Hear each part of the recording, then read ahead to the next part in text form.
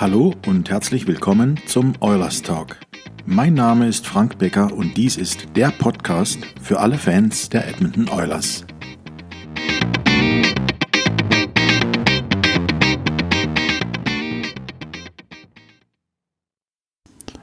Ja, wie ich bereits angekündigt habe, gibt es heute einen besonderen Podcast. Ich habe einen Interviewgast aus Edmonton in Kanada, und zwar The Nation Dan. Dan ist Mitglied der Oilers Nation und der geneigte Zuhörer weiß, dass Oilers Nation jene Organisation ist, die die Reise im März nach Edmonton für uns organisiert und die uns auch hosten wird. Den Nation Dan haben wir kennengelernt, als das Spiel der Edmonton Oilers in Köln stattfand im letzten Jahr, und wir sind immer in Kontakt geblieben und ich hatte ihn im August schon mal im Podcast und jetzt kurz vor Weihnachten und fast die Hälfte der Saison vorbei, dachte ich, es wäre eine gute Gelegenheit, mit Dan nochmal zu sprechen. Good morning, Dan. How are you? Morning, Frank. I'm doing well. And yourself? Well, I'm fine, thank you. Dan, I really appreciate that it's short to Christmas and there's still a lot to do probably, and I really appreciate that you're on my podcast so close to Christmas. Thanks a lot for that. Of course. Merry Christmas to you and to all your listeners. Thank you. It's nice and snowy over here in Edmonton right now, Frank. That's what I was about to ask you. How is the weather and how does it look like in Edmonton? It must be beautiful. It's been pretty warm the last few days, but yeah, it's snowing quite a bit right now. I'd say it's snowing probably about 5 centimeters an hour. Ooh. Yeah, so we're looking at quite a bit of snow, but we actually have a guest here from Philadelphia, or actually I guess she's from Boston now. Jillian Fisher. Jillian Fisher, I read on Twitter. Yeah, so she's visiting us right now. So she's getting the full Edmonton experience in December. She gets to see all the snow and all the I mean, it makes the city beautiful and unique in its own way. So you're in winter wonderland, and I hope Jillian Fisher appreciates it and enjoys it. Yes. Yeah, I think she does. She, other than it being a little bit colder than she's used to. Where's she from? She's originally from Philadelphia, and I think that, and then she's been living in Boston or in the Boston area for a couple of years now, and I think that it's kind of softened her up a little bit. She was complaining about how cold it was last night. Okay. Was she at the game? Yes, yeah. She got tickets there from Explore Edmonton here, and was at the game and met up with a few fans in the intermission. But yeah, it was a tough game to watch. It was just a frustrating one. But what can you do? Ja, ich habe Dan zu Beginn des Interviews gefragt, wie es in Edmonton aussieht momentan. Er sagte, es war die letzten Tage ein bisschen wärmer, aber jetzt würde es schneien. Und er schätzt so ungefähr 5 Zentimeter Schnee pro Stunde, der fällt. Und das sieht bestimmt schön aus. Er sagte, Edmonton ist wunderbar im Winter und gerade um die Weihnachtszeit wunderschön. Und dann erzählte er auch, dass im Moment Besuch da ist von einer Jillian Fisher. Jillian Fisher scheint so eine Sportinfluencerin zu sein auf Twitter, die auch auf einen eigenen YouTube-Channel hat, und die ist im Moment in Edmonton zu Besuch und war letzte Nacht auch beim Spiel gegen die Pittsburgh Penguins in der Halle. Ja, und das war dann das Stichwort zum Einstieg in die Fragen, die ich an ihn hatte. Anyways, let's start with my questions, please. Dan, how satisfied are you with the season so far? Well, when you take it at a far look, it's pretty enjoyable. I think if you had asked Oiler fans at the start of the year if they would be happy with being, third in the division and come Christmas time, and I think people would be pretty happy with that. I think that we got a little, we were probably guilty of getting a little bit more excited for the season, just as we had the 5-game winning streak, and then things were going really well in the month of October and into the month of November. The Oilers tend to have, in the last few years especially, have had issues with their December schedule, and we had some injuries there, then the losing started, and then the goalies have had a couple of struggles here and there, and especially Mike Smith. But yeah, overall, I think I'm pretty happy with it. What about you, Frank? In meiner ersten Frage zum Sportlichen habe ich ihn gefragt, wie er die Saison bislang einschätzt, und er sagt, im Großen und Ganzen ist er zufrieden. Wenn ihm irgendjemand gesagt hätte vor der Saison an Weihnachten oder um Weihnachten rum ist man Dritter in der Pacific Division, dann hätte er sicherlich gesagt, okay, einschlagen. Jetzt ist es natürlich durch den guten Oktober und bis Mitte November ertappen alle sich eigentlich dabei, dass man jetzt doch ein bisschen höhere Ansprüche hat. Und jetzt ist es halt so wie fast immer die letzten Jahre im Dezember, dass man eben so ein bisschen, da kommen Verletzungen, da fällt man ein bisschen ins Loch, dann gibt's Probleme mit den Torhütern. Und er sagt, das ist alles noch nicht beunruhigend und das kennt man so aus den letzten Jahren.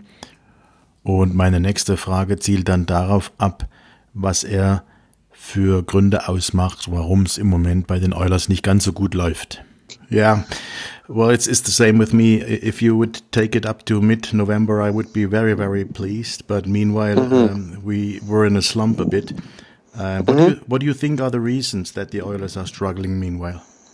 Well, the team has gone the way the goaltending's gone. You know, at the start of the year, we had Mike Smith and Mikko Koskinen saving games for us and winning games for us, and right now they're just not, and the team is not really helping them out either. Like last night I don't think was Mike Smith's fault. I think we're pretty, Oiler fans are pretty eager to just kind of place the blame on Mike Smith right now, but if we didn't give up those 2 breakaways as a team, we probably are in a tie game going into the third period, and or even maybe up and going into the third period, and it's a different story. So it's it's a team game for sure. But I think goaltending was the catalyst for the great start that we had, and it just hasn't been the same since then, and that's okay. I do think it'll come around again. It just isn't there at this moment. Well, I have to admit that I blamed on my podcast. I blamed the loss on Mike Smith because I said the first one he should have had it, and one of the 2 breakaways he should have saved, and then we would have been in the game. You know, he would have held us in the game, and I think what I said on the podcast, what really worries me, the way he tried to save the 2 breakaways.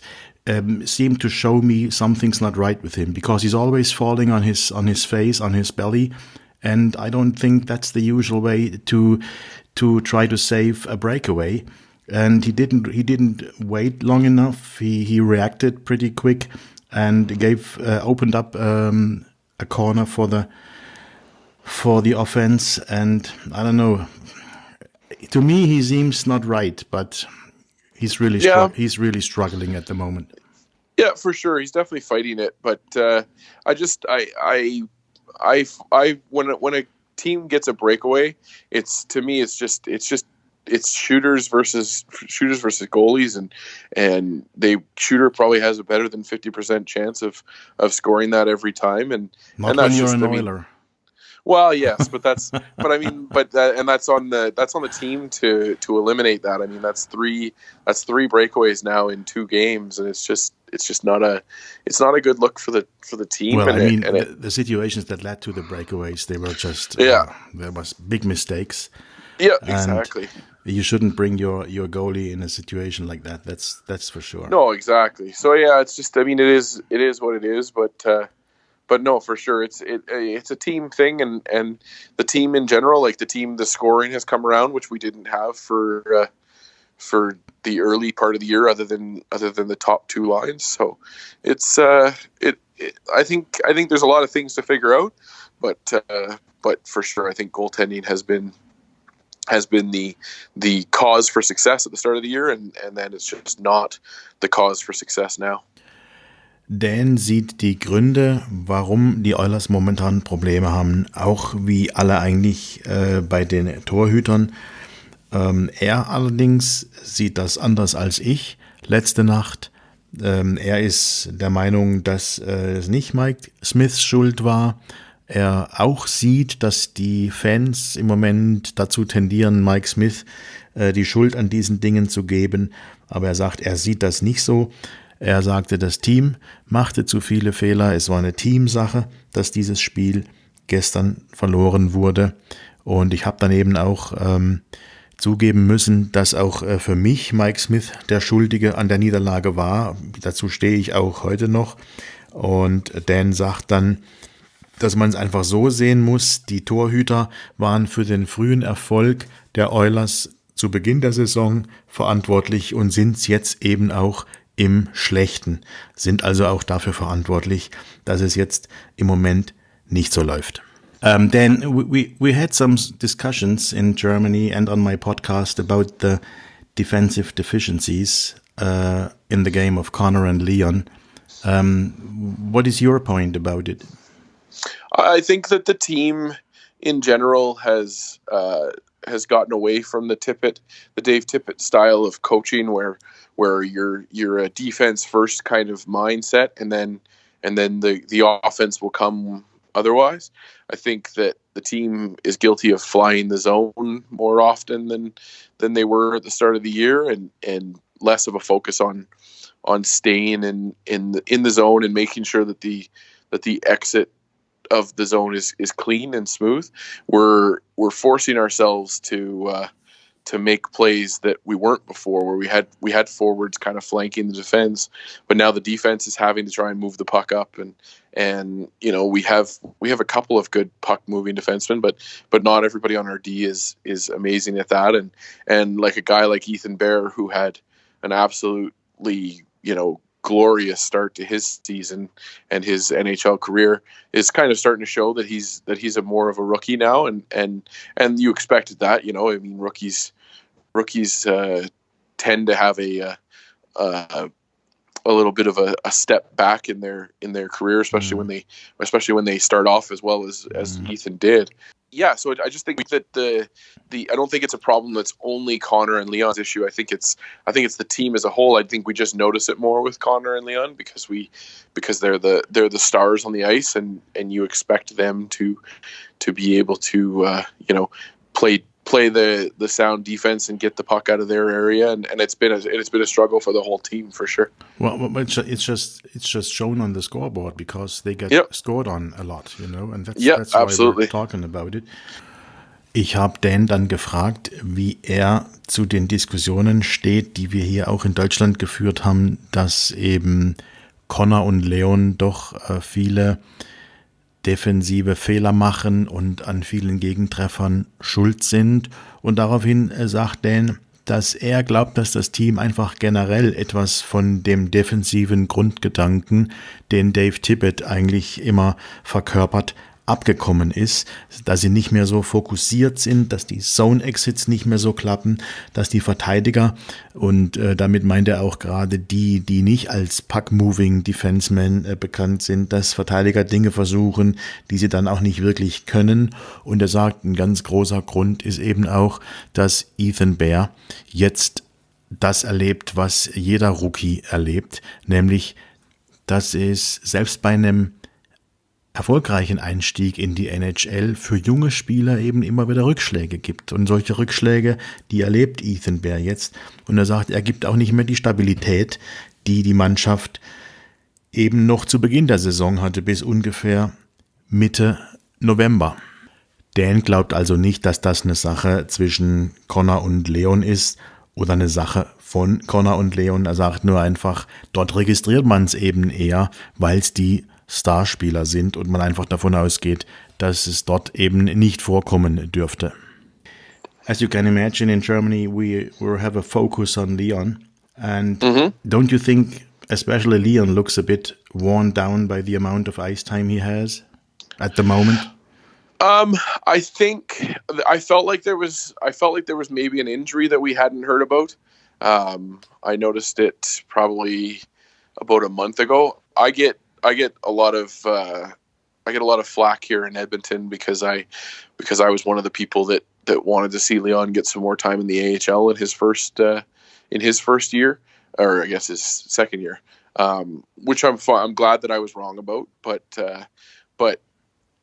for a guy that was quote unquote too critical of Leon, I've been one to believe that there was an injury or something that we just hadn't heard about for the guy, and so I don't know. I think for Connor and Leon, I just think that the amount of time that they play is what they want and is what they can excel at, and they're world-class players. And I'm sure it does wear down, especially if they get a cold, or they get the maybe they get the flu or something. Like it adds to it, which they hadn't yet. Yeah, no, exactly, but we don't know that too, right? Like, because they try not to. That's right. They try not to advertise that too much, but yeah, I don't know. There was definitely something. There was something off about the two of their games. I think that we can see it coming back again. Like they are world-class players, and they always will be. And I think that they'll be fine. Like it's not too different from their minutes that they played last year when Leon had 50 goals and Connor had 116 points. So they're two guys that they're two beasts, and it would be nice to not have to play them as much. But unfortunately, the roster that was left behind by Peter Chiarelli has kind of forced our hand for now, and I think that there's a certain element of the team didn't expect to be as successful as they were at the start of the year this year. That the playoffs were kind of a hope and a dream, but now the playoffs are a reality, and so Connor and Leon are going to have to be the ones to drag us into it. And fans are getting greedy again. Yeah, absolutely. For sure. We're all guilty of wanting success and wanting playoffs and really getting excited about that. Because I mean, like I said, when we started the year and we're beating the teams that we were beating, it was it was one of those like, oh, this actually could be something that could be something special. Well, and to be honest, at the beginning of the season, we won some games we shouldn't have won. Like Tippett said last night, and now it's paying. We're paying back. We're losing games. We should win, or we could win. Yeah, exactly. Yeah, no, that's exactly true. And it's we played really well against Dallas. We played really well against St. Louis, I thought. Last night was just it's kind of funny too to see the last 5 or 6 games where we've had some struggles where the team's third and fourth lines are what's beating us. Yeah. And exactly. And it's guys that normally aren't on the score sheets, but they're beating the Oilers. So. And Rogers Place isn't the place for the Oilers to win games at the moment. No, it's been a tough season for the Oilers. I've seen, I think, 2 wins out of the 7 games that I've gone to so far this year. So. Do you realize something in the arena? Are seats being empty because the team isn't performing at home? I don't think it's necessarily performing at home, just because, I would say that if I wasn't aware of the rest of the league, but I know that Montreal has never had to. So I don't think I can't remember the exact statistics that I heard, but Montreal hasn't paid for advertising since something like the 1960s, and they've had to start advertising to sell tickets. Okay. Calgary can't sell anything in the top of their upper bowls this year. So that's a league-wide problem. It is a league-wide problem, and it's a Canadian problem. Okay. The Canadian economy is suffering, and especially here in Alberta, it's not very good. I feel really bad for the people that have lost their jobs and can't seem to find steady work anymore. And it's definitely come full circle for the Oilers, especially. The Oilers as an organization have had an attitude that, the fans will just keep coming back no matter what we do. Mm. And they're now, realizing that that's not the case. But because people are struggling.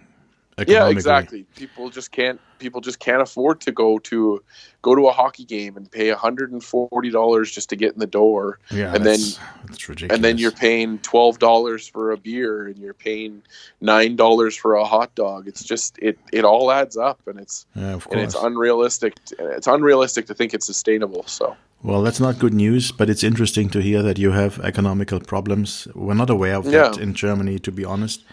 yeah. And that's a big problem, of course it is. Ich habe Dan gefragt zu Leon, ob er glaubt, dass Leon ein bisschen unter der vielen Eiszeit leidet, die er in der Anfangsphase der Saison gehabt hat, ob er ein bisschen müde wirkt. Und er sagte dann, dass er glaubt, dass es eher mit einer Verletzung zu tun hat, über die man nie was gehört hat und die ungefähr so einen Monat zurückliegt. Er sagte, er wäre ein großer Draisaitl-Kritiker gewesen, anfangs seiner Karriere in Edmonton, und hätte immer dafür plädiert, dass er länger in der AHL bleiben sollte. Und er ist froh, dass er da falsch lag. Aber als ein Typ, der Leon immer kritisch gegenüberstand, glaubt er, dass es eher mit einer Verletzung zu tun hat.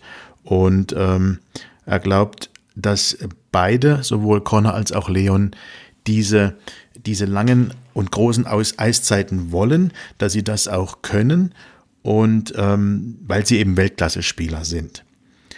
Er sagt aber auch, dass er das Gefühl hat, dass sie beide langsam wieder stärker werden, Connor sowieso. Und er meint auch bei Leon da Fortschritte zu erkennen. Er sagt, wäre ihm auch lieber, dass sie mit weniger Eiszeit spielen könnten, aber das liegt eben am Roster, den uns Peter Chiarelli hinterlassen hat, und der eben das nicht zulässt, dass man mit weniger Eiszeit für die beiden zurechtkommt. Wir haben dann auch noch kurz darüber gesprochen, dass über die Heimschwäche der Oilers habe ich ihn gefragt, ob sich das auswirkt auf den Besuch, auf das Publikum, weil man doch jetzt teilweise leere Plätze gesehen hat im Rogers Place, und er sagte dann, dass er das auch denken würde, wenn er nicht die komplette Situation und die Zahlen der Liga hätte. Und er sagt ganz klar, Montreal hätte, was weiß ich, zeitlebens der Franchise nie Werbung machen müssen. Und selbst die müssten in diesem Jahr jetzt Werbung machen für ihre Eishockeyspiele. Er sagt, das ist ein generelles Problem. In Calgary kriegen sie die ganz teuren Plätze unterm Dach des Saddledomes nicht los. Und das liegt eben daran, dass es in Kanada wohl erhebliche wirtschaftliche Probleme und Schwierigkeiten gibt. Er sprach dann eben auch davon, dass die Provinz Alberta eben ganz besonders gebeutelt ist und dass es wohl in Edmonton auch viele Menschen gibt, die ihren Job verloren haben in der jüngeren Vergangenheit. Und er sagt, wenn du dann im Stadion sitzt und für die Eintrittskarte allein schon $140 bezahlst und dann fürs Bier noch $12 und für den Hotdog noch $9, sagt, dann summiert sich das und dann kommt man an den Punkt, wo man sich dann das auch nicht leisten kann. Und ich finde, das sind keine schönen Nachrichten. Mir war das nicht so bewusst. Und das ist interessant zu hören. Und er sagte, in die Oilers oder in Edmonton war man immer gewohnt, dass die Fans zurückkommen, egal was man tut und wie man spielt. Und das scheint jetzt sich wohl ein bisschen zu ändern in letzter Zeit. How do you like Leon and Connor being separated at the moment? I like it in the sense that it would be a dream to be able to have them kind of as a 1-2 punch. I hate the fact that we don't really have the option of doing that, like because we don't have the wingers. Exactly, we're putting Leon with James Neal and Sam Gagner, and then who is struggling, by the way. Yeah, absolutely. 5-on-5, James Neal is not doing as well as we had hoped. He's basically Milan Lucic at 5-on-5, which is which is fine, but because he's not Milan Lucic on the power play, but yeah, it would be nice to be able to have the 1-2-3 punch of Connor 1, Leon 2, and Nugent Hopkins 3, but the wingers just aren't there. So I get it. I think that it makes sense to give it a shot, but yeah, it's tough right now when Connor and Leon are the offense that stirs the drink. It's hard to not have them together. Yeah, that's right. You're in Edmonton and you're close to the organization or closer to the organization than we are. Have you heard anything? What's wrong with Nuge? I think that there's something to be said for a guy that had surgery. I think pretty much everybody has either had a minor procedure or has knows somebody that's had a minor procedure, and it's not an instantaneous healing factor. And God love Nuge. He definitely has been playing through it for sure. But yeah, I don't know the specifics of anything there, but you have to imagine that that's maybe a carpal tunnel kind of procedure, or maybe an impact injury that he's been dealing with for a while. Which is a big thing for a hockey player, isn't it? Well, exactly, and for a guy that has to take face-offs and has to wrist shots, exactly, and trying to grind that stick into your hand, it's a struggle. So yeah, I think that there's obviously something there, and then the fact that they're taking him out of the center position consistently, which is not ideal for the team. But yeah, he's definitely hurt somewhat, okay. and he's playing through it. Okay, thanks for that insight.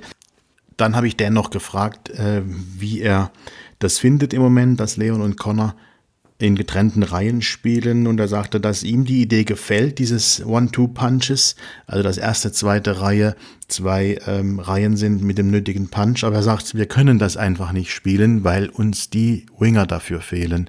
Er sagt einfach, die Winger, die uns im Moment zur Verfügung stehen, sind einfach nicht gut genug. Ich habe ihn dann noch gefragt, als einer, der ein bisschen näher an der Organisation dran ist als wir, ob er weiß, was mit Nuge im Moment los ist, warum der nicht so gut spielt. Und er sagte ganz klar, er hatte einen operativen Eingriff am Handgelenk und hat einfach nicht die Zeit gekriegt, um das Ding, ich sage jetzt mal, klassisch ausheilen zu lassen. Und er sagte, wahrscheinlich ist es irgendwas mit Karpaltunnel oder er hat einen Schlag auf die Hand abgekriegt, und es ist halt wahnsinnig schwierig für einen Hockeyspieler, der kein 100%ig funktionierendes Handgelenk hat, dann auch zu spielen. Indiz dafür, sagt er, ist auch, dass man ihn jetzt auch von der Center-Position mehrmalig weggeholt hat, damit er die Face-Offs nicht spielen muss und es ein bisschen einfacher hat. Also das ist sicherlich ein Problem, dass Nuge im Moment nicht in Vollbesitz seiner Kräfte ist, weil eben auch für ihn mit seinen Wristshots und Face-Offs und was er alles machen muss, grinden, eben das Handgelenk schon wahnsinnig wichtig ist. Und wenn er da Schmerzen hat oder über diese Schmerzen drüber spielt, ist das natürlich sicherlich nicht optimal und vielleicht ein Grund dafür, dass es bei ihm im Moment auch nicht so richtig läuft. Then, what do you think? You think the team is able to can turn things around again and make the playoffs? Do you expect them to be in the playoffs? Absolutely. I still believe we are a playoff team. I don't think we'll necessarily win the Pacific Division, and I think that's okay.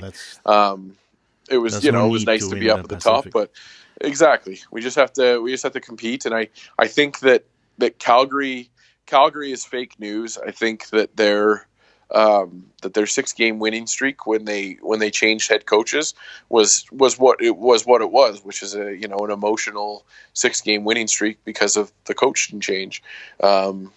Two losses in a row, I think. Since then, maybe they won one, but yeah, I just don't think that they're as good as advertised. And then you look at the San Jose's of the world. San Jose is going to continue to struggle as they continue to age out, and so it's probably us, Arizona, and Vegas that'll be up in there. Maybe Calgary ekes their way in or something, but they have as much goaltending issues as we do. Okay, we shouldn't count on the wild card, shouldn't we? Well, I would imagine that's where we'll be. We'll be in the mix for that, and I'm okay with that. It's as long as you can get into the dance, you have a chance, okay. And that's the beautiful part of hockey is that and then it just comes down to matchups. I mean, God help us if we have to play the St. Louis Blues in 7 games. I don't think we win that series anytime soon. But stranger things have happened, and also there's plenty of hockey to be played, and there's plenty of moves to be made, and tweaks here and there. And I don't think Ken Holland will let the chance of doing something in the playoffs go to waste. But I think that not for a first round pick. No, exactly. You don't want to. You can't mortgage the future. We did that with Griffin Reinhart, and that's why we're where we are. If we had Belivier, oh wow, that's a good one to say. If we had Bolivier, yeah, there we go, and Barzell on this team, we'd be having a different conversation right now, Frank. Definitely. We'd be talking about how close we are to already clinching the Pacific, kind of thing. But we'd be more in Capel. Well, yes, yeah, for sure. There'd be, it would be a conversation of what's Darnell Nurse going to go for as a rental at the deadline. And, Dan, to be honest, it's ridiculous. It's ridiculous what they pay the players. Meanwhile, isn't it? Yeah, oh yeah, for sure. It's the law of supply and demand, and players will always get, will always go for more because. You respect that people will be able to get that, and it's always been my argument with a guy like Chris Russell. It's not Chris Russell's fault that he makes $4 million a year. That's the guy that offered him that contract. But exactly. But I agree that yes, other than Connor McDavid and Leon Draisaitl, everybody in the league makes too much money at this point. Ich wollte von Dan natürlich wissen, ob er glaubt, dass die Mannschaft den Turnaround schafft und ob sie es in die Playoffs hinkriegen. Und Dan sagte dann, dass er ganz sicher ist, dass die Mannschaft in die Playoffs kommt. Er sagt, er ist sich nicht sicher oder glaubt nicht, dass sie die Pacific Division gewinnen werden, was ich auch nicht für notwendig erachte. Aber er sagt, er ist sich ganz sicher, dass wir auf alle Fälle um die Wildcard mitspielen. Die Calgary Flames hält er für Fake News, also das Team und die Stärke des Teams hält er für Fake News. Er glaubt nicht, dass die uns großartig gefährlich werden könnten, trotz der 6 Spiele Gewinnsträhne, die sie hatten. Aber er denkt sicherlich, wahrscheinlich werden wir mit Calgary dann um die Wildcard uns streiten müssen oder um den 3. Platz streiten in der Pacific Division.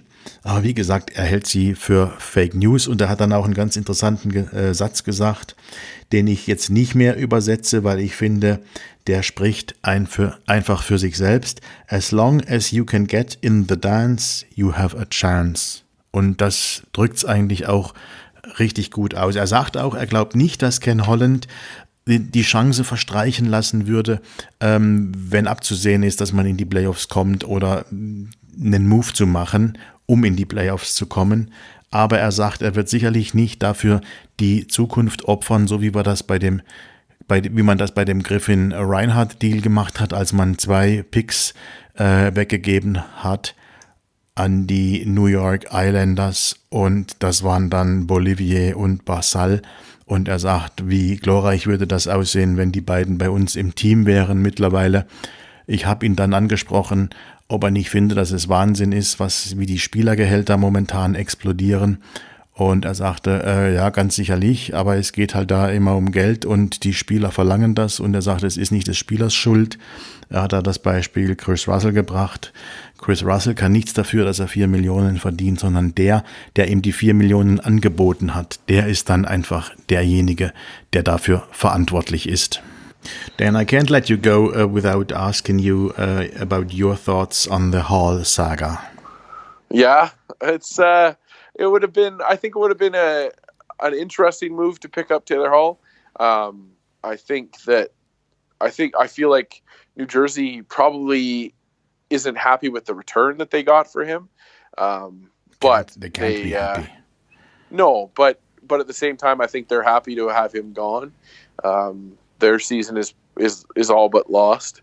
And that's, that's a shame for a team that put a lot of emphasis on this offseason and put a lot of eggs in their basket this year. But they showed, what a goaltending slump can do to a team. It can really sink a team. So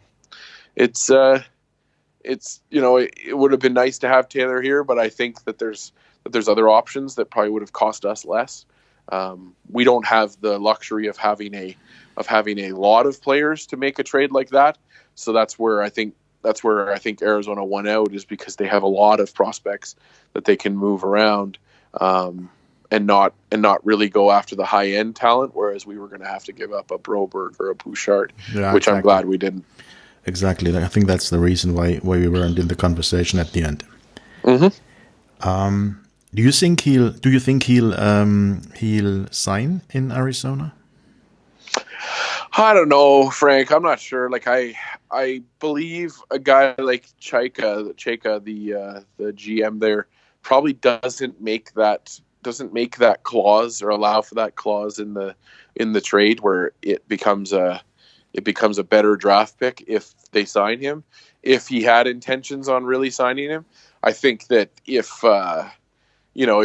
Taylor Hall blows off the doors in Arizona, then they obviously have to make that move. Mm-hmm. But otherwise, I think, I don't know. He's gonna fetch a pretty penny on the open market, and so he should, arguably. He's a Hart Trophy winner, and he's a guy that does drive the offense. It's just for a team like Edmonton, it just wouldn't make sense at the dollar amount that he wants. Nobody should be making more than Leon Draisaitl if they're not doing better than Leon Draisaitl. That's exactly the point that I said. If he'd take 8.5, I'd say every day yes, but anything more is not affordable for Edmonton in my belief.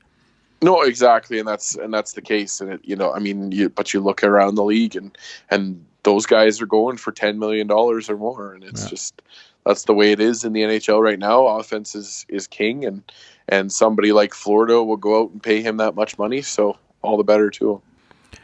Ich musste Dan natürlich fragen, was er von dieser ganzen Taylor Hall-Saga hält, und er sagte, es wäre natürlich interessant gewesen, hätte man Taylor Hall in Edmonton gesehen. Er sagte, New Jersey ist sicherlich nicht glücklich über das, was sie als erhalten haben für ihn. Die sind sicherlich glücklich, dass sie ihn los sind, aber das, was sie für ihn gekriegt haben, reicht sicherlich nicht. Er sagte, die ganze Entwicklung in New Jersey ist natürlich mega unglücklich, nachdem man im Sommer ja so richtig durchgeladen hat mit Gusev, mit Subban, mit Wayne Simmons und dem Erstrundenpick Quinn Hughes. Und er sagt, aber da siehst du, was schlechtes Goaltending, also was schlechte Torhüter dann so einem Team und so einer Entwicklung antun können. Denn das ist ja unterirdisch bei den New Jersey Devils. Keiner der beiden Torhüter erreicht da Normalform, die es bräuchte, um in die Playoffs zu kommen. Er ist sich sicher, dass da sicherlich Interesse da war in Edmonton, aber dass wir einfach nicht diese Anzahl an Prospects haben, die wir da hätten anbieten können, um da im Geschäft zu sein bei der Hall-Geschichte. Und er sagte, auf keinen Fall sollte man die guten Prospects wie Bouchard oder Broberg dafür dann abgeben. Auf meine Frage, ob Dan glaubt, dass Taylor Hall in Arizona verlängern wird, hat er mir dann eine ganz interessante Antwort gegeben, wie ich finde. Und zwar sagte er, glaubt nicht, dass der General Manager der Arizona Coyotes, J.K., ein solches Angebot gemacht hätte. Und zwar, das Angebot lautet ja, dass wenn Hall bei den Coyotes verlängert, dass dann sich die Draftpicks, die man damit gegeben hat, noch verbessern. Ich glaube, die werden dann auch einer davon wird dann auch noch zum Erstrundenpick. Er sagte, hätte er das im Kopf gehabt, mit Taylor Hall zu verlängern, dann hätte er diesen Trade so wahrscheinlich nicht gemacht. Und das erscheint mir eine ganz interessante Aussage. Aber er sagt natürlich auch, wenn Taylor Hall dann wirklich die Kapelle rockt, dann werden sie keine andere Möglichkeit haben, als ihn zu verlängern. Dan sagt auch, dass es für die Oilers völlig utopisch gewesen wäre, Taylor Hall dann zu verlängern im Sommer, denn er glaubt, dass keiner mehr als 8,5 Millionen kriegen sollte, also dass keiner mehr kriegen sollte als Leon Draisaitl, wenn er nicht besser spielt als Leon Draisaitl. Und er sagte, Hall wird sicherlich richtig Geld verlangen als ehemaliger Hart Trophy Gewinner. Steht ihm das auch zu, und er denkt, es wird sicherlich einer kommen, der ihm 10 Millionen oder mehr bieten wird, und das wäre für die Oilers einfach nicht machbar. Meine nächste Frage an Dan ist dann die nach den Vertragsgesprächen zwischen den Oilers und Zach Kassian und Darnell Nurse und was er glaubt, was vernünftige Gehälter wären für die beiden, um die Verträge zu verlängern, und hört, was er dazu für eine Meinung hat. And that's an excellent path to my next question. We do have contract talks between team and Kassian and Nurse. What is your expectation? What is a reasonable price? Well, the nurse rumor that he won't accept anything less than $7 million to me is the end of the conversation for him. Yeah, it is rumors, but if that's the case, you have to walk away from him. Let him go. I like Darnell Nurse. I love him from a team toughness perspective. I love him from a just from a team perspective. But good God Almighty, that's a lot of money to pay for a guy that isn't your top two defensemen. And I guess it's arguable. And never will be. Well, and that's an arguable point. But yeah, for sure. Right now, I would not say he's our second best defenseman. But I get people loving him and all that, but I just don't see it. So, but yeah, and then the same thing for Kassian. If Kassian wants to cash in on his Connor McDavid bump, quote unquote, then all the power to him. Go to another team and let them pay you that money, and we will find another Zach Kassian in this world. Like Jujhar Khaira, I think, could fill that role. No, he's driving me crazy. I don't know. I think he can be the Zach Kassian for us if. He can if it start to be consistent. Yeah, well, that is for sure an issue for all of our bottom six. But excuse me, I think for Kassian, I think if his number is anything over a 2.5 contract, you have to look at letting him go too, which is hard, but it's just it's the business of the world, and it's hockey is a fickle sport, and it's a sport that you have to be realistic with. We went out and we paid Alex Chiasson money that we then went and got James Neal to replace him.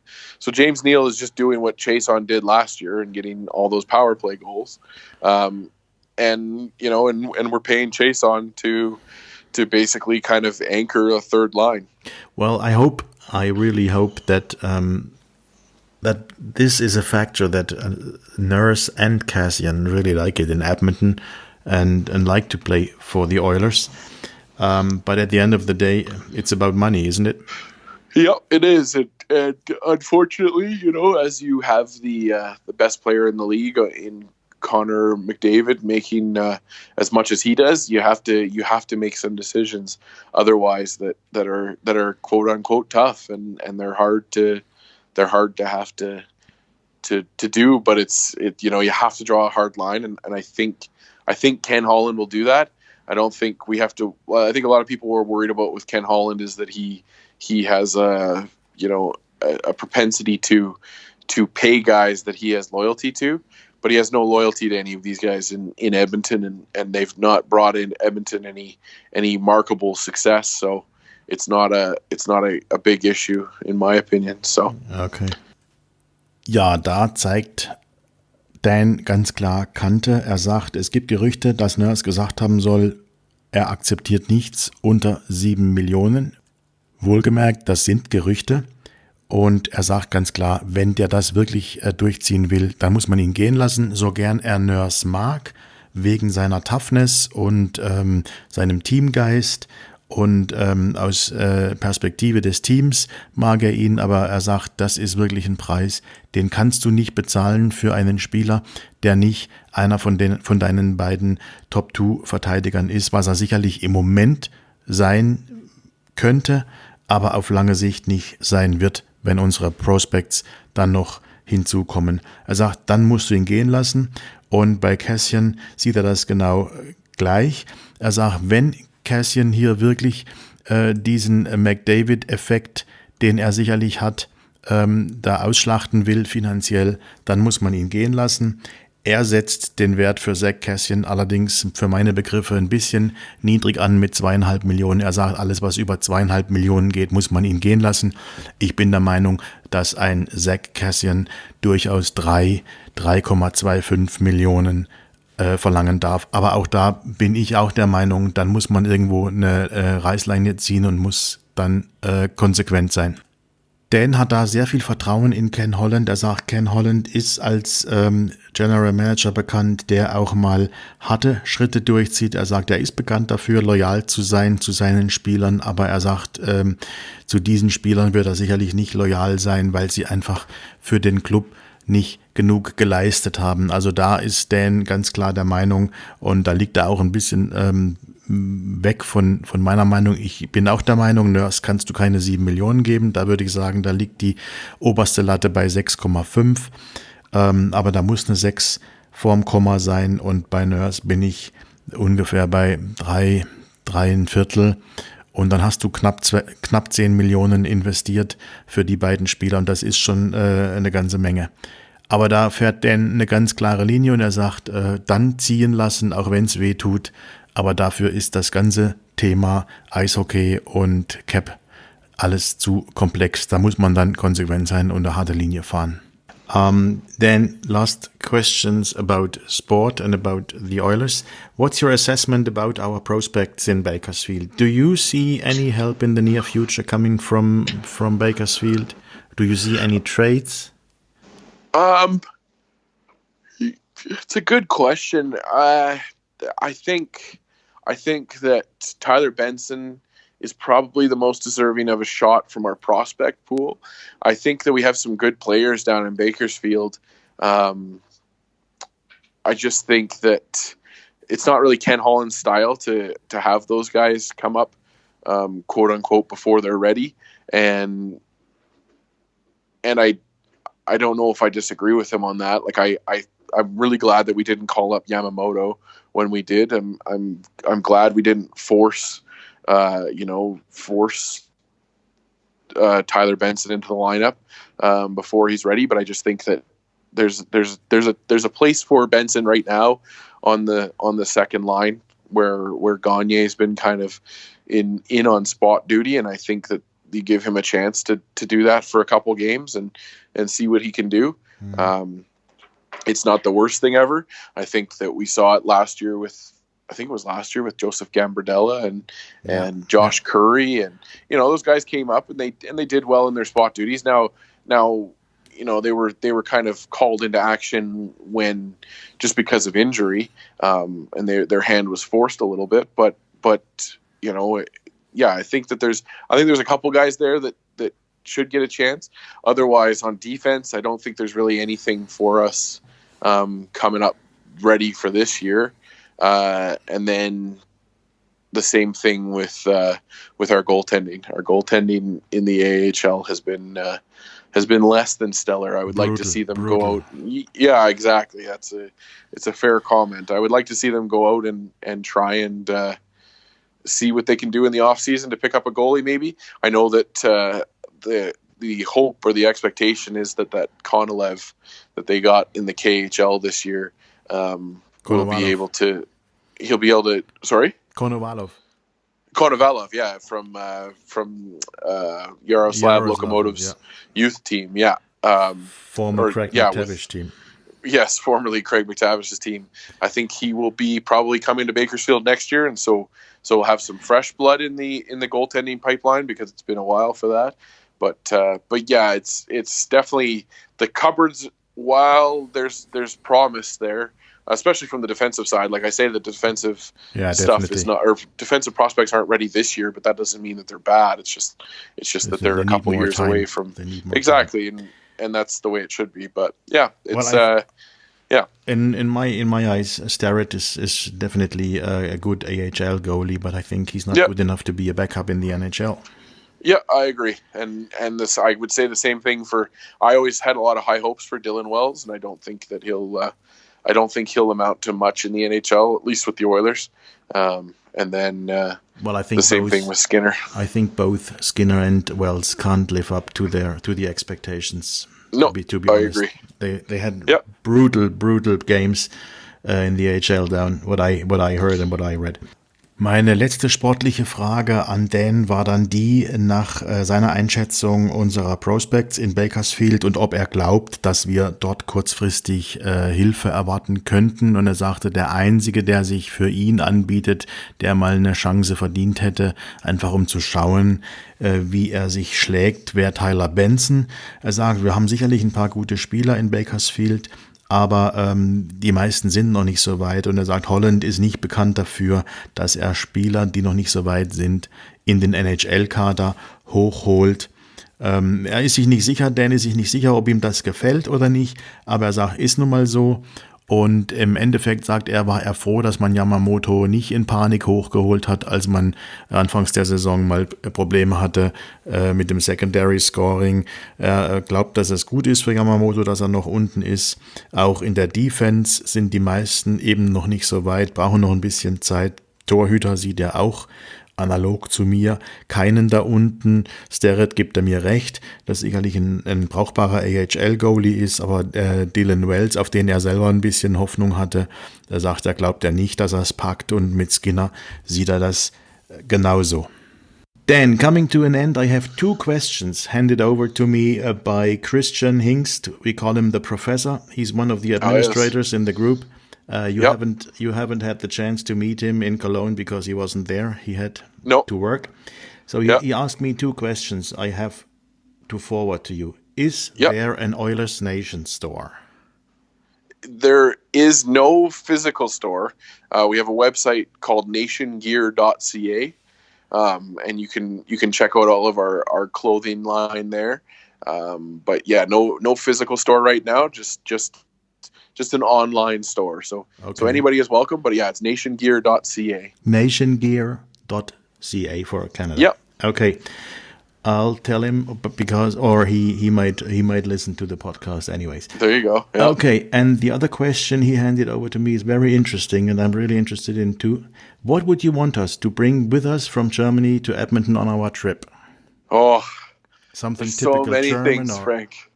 There's so many things. I miss German beer so very much. That could be a problem. Yeah. I miss the cooking and the food over there. I think that the important thing for when you guys come to Edmonton is just to bring your attitude and your positivity and your excitement, because Oiler fans, we love feeling the passion and the excitement that all of our European friends bring, but you guys especially are just such a neat group of Oiler fans that I'm so excited for everybody else to be able to meet, because I've been telling everybody, I've been kind of selling everybody on the fact that my German fans and German friends they're just the best. You guys are so excited and so excitable and you're so positive, and it's something that I've told you before, Frank, and I think I told you in Germany that for Oiler fans here in Edmonton, it's really easy for us to get down and kind of be, kind of ho-hum, because you're always watching the team and you're always, in the mix and everything. But when you're a fan of the team from so far away, and we have people, Nicholas Jacobs, tweeting with us at 3:00 in the morning, your guys' time. He's unbelievable. And we're so happy. We're so happy we could pick him up, and we had a crowdfunding, and it really worked. It really worked excellent. And so we bring him over. So, and I can guarantee you it will be a lot of fun.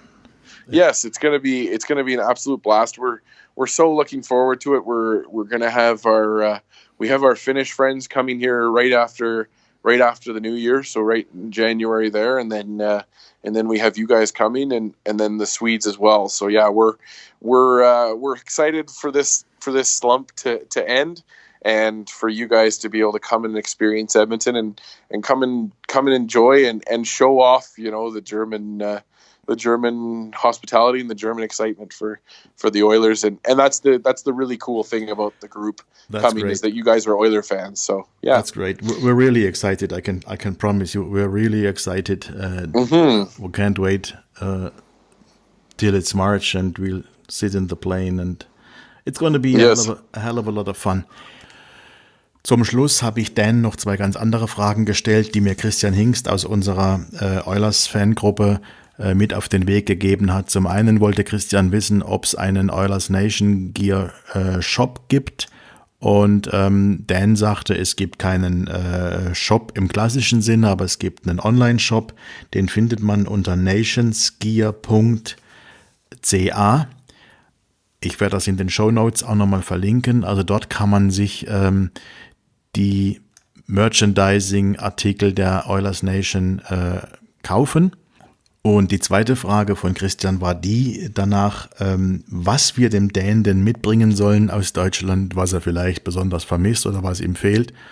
Und daraufhin gab Dan dann die Antwort, dass er so vieles vermisst in Deutschland. Er vermisst das Bier.